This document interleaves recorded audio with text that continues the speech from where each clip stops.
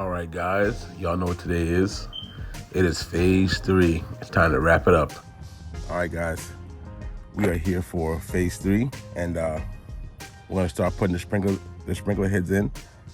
Start getting everything wired up, okay, which they kind of are already, but get everything programmed and sequenced, and adjust the sprinkler heads, and so this homeowner can have some water, and he could be stress-free. All right. So let's get busy. Phase 3. These black pipes you see sticking up, those are flex pipes I use to put the sprinkler heads on. Make sure those heads don't get broken by lawnmowers. It actually saves the customers money. It does.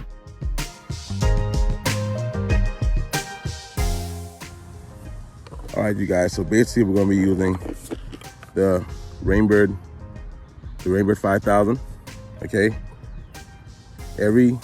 those little black fittings you see stuck up by the grass, those are flex pipes.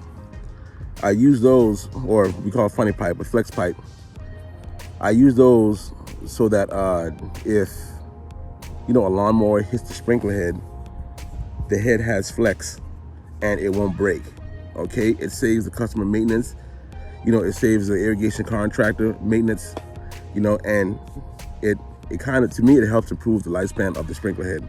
Okay, and I use this 3/4 barb fitting to go into the rotor. See, screws it like that, right? And then you just press it onto the flex pipe and put it in the ground. I'll also be using a 6-inch pop-up for the small areas. Same style, but a 1/2-inch barb fitting, because these are 1/2-inch. All right, let's get to work. So now we throw the heads out, make sure they're in the right spot, and make sure we're not doing double work. I want every head where it's at, and we flush the whole system out so we have clean heads. Now, the first things first, before we put them sprinkler heads on, we gotta flush the system. If there's any debris inside the lines, it's gotta get flushed out before you put the sprinkler heads on. Because if you put the sprinkler heads on first and you didn't flush the system out, you're gonna spend some extra time cleaning out those brand new heads you put in because you didn't follow protocol. So let's flush it out. Okay, we're at the clock, and we're going to clean the system and then put the sprinkler heads on while they're clean.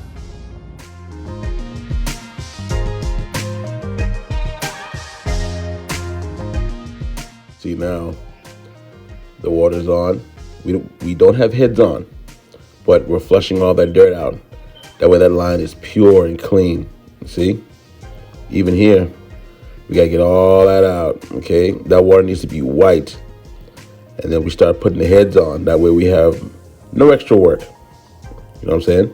And put the dirt back nice and neat. It's a tedious process, but if you want a good quality sprinkler system, this is what you got to do.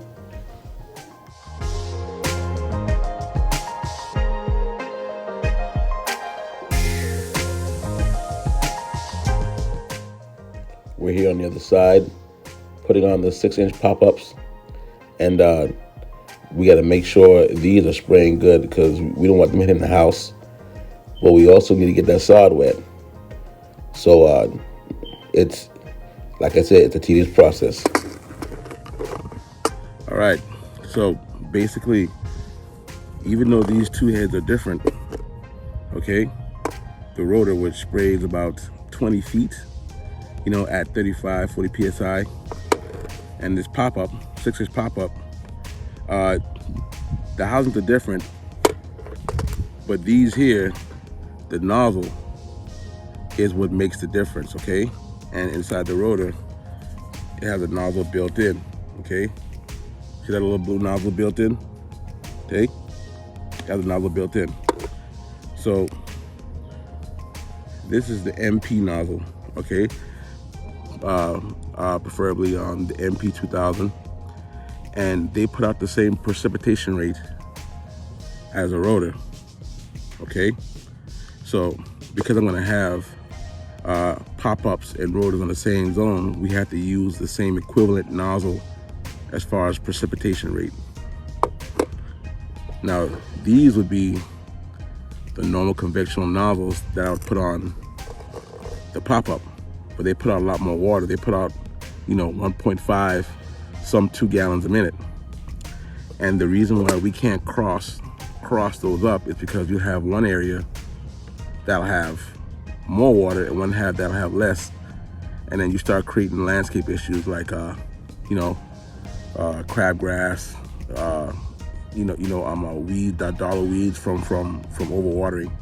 Okay, so the right nozzle makes a difference, and that's what we're gonna use.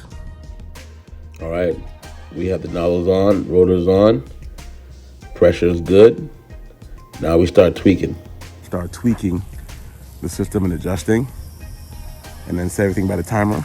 Whoo, that wet, and that should be it.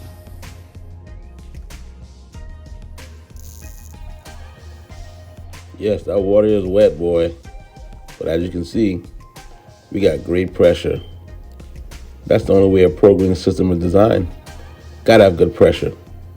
And yes, the grass is getting covered, and I'm extremely happy with it.